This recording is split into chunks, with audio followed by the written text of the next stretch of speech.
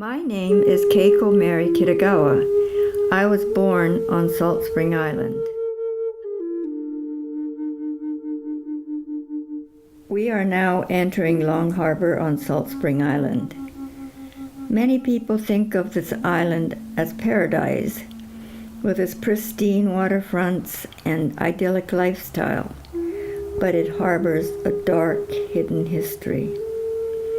Most people who live here now or visit each year are unaware of what happened to the thriving Japanese-Canadian community that once existed there before World War II.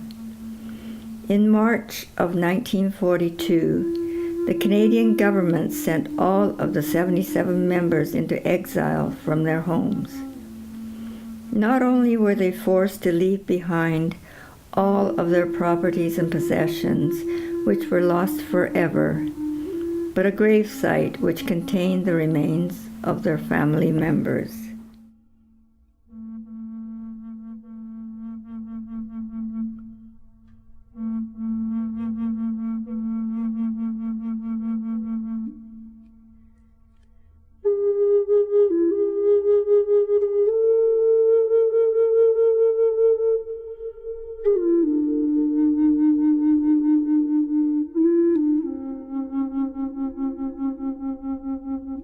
There are two separate grave sites on this island. One is St. Mark's Cemetery for people of British origin. The other, a short distance away, is a community cemetery for all other islanders. This moss-covered cemetery is St. Mark's today. It remains exclusively for people of British descent. This is the community cemetery today. It is very large and well maintained. A cemetery committee ensures that the grass is cut and the debris is disposed of. The land behind the large maple tree that you will see was donated by a gentleman by the name of Mr. Alder when he realized that the Japanese Canadians did not have a place to bury their dead.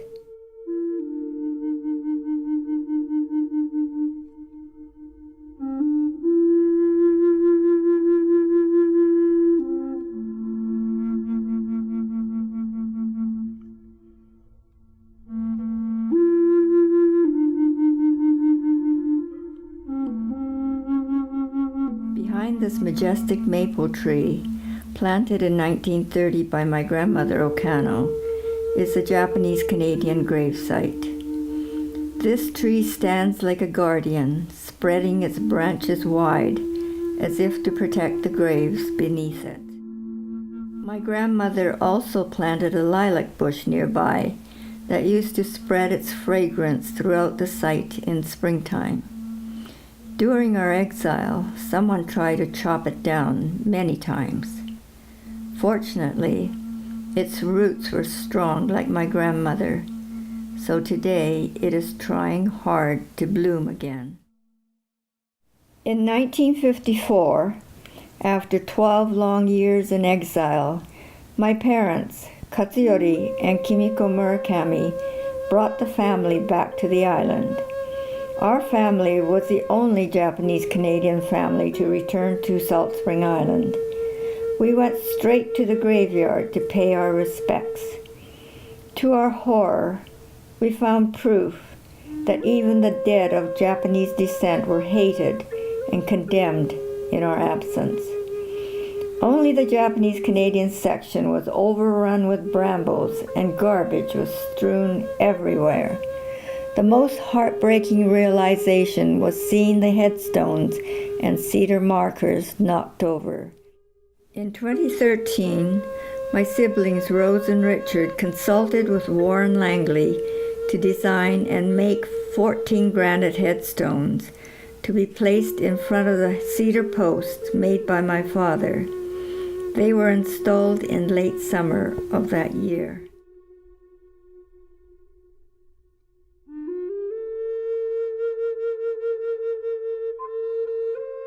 3 other markers were replaced by relatives of the deceased.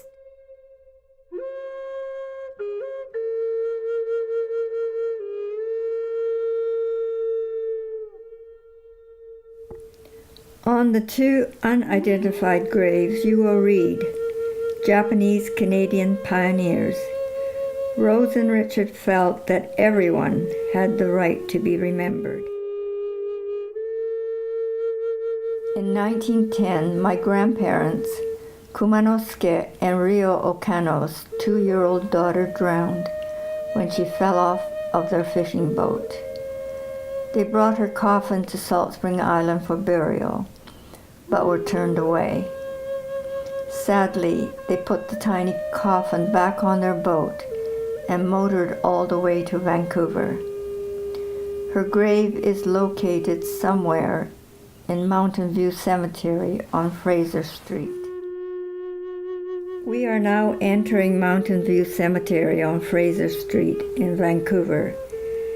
There is a segregated Asian section near the Chinese Pavilion. We have been instructed by the staff that Kazuo Okano's grave is somewhere between the pavilion and Fraser Street.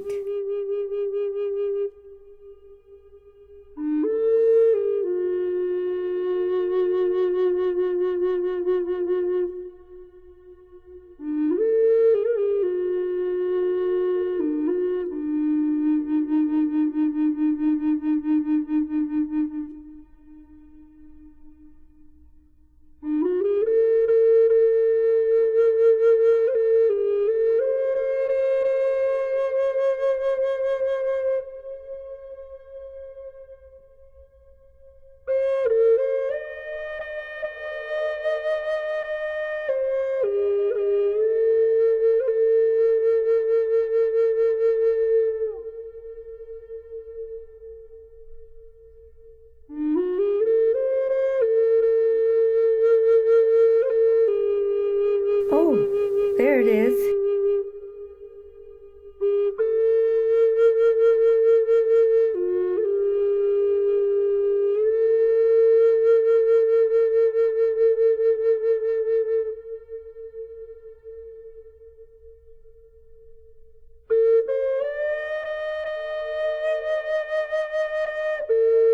It must have been heartbreaking for my grandparents.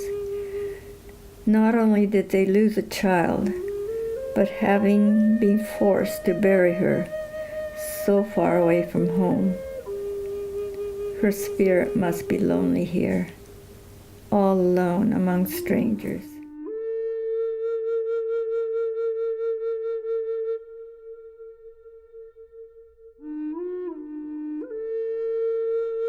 What would have happened to the Japanese-Canadian gravesite if our family did not return to Salt Spring Island? Were the neglect and vandalism of our graves between 1942 and 1954 an effort by some islanders to erase the existence of the once thriving Japanese-Canadian community? Perhaps. The gravesite is in safe hands for now. But who will visit and look after the graves when we are gone? Will they become victims of hate again? Only time will tell.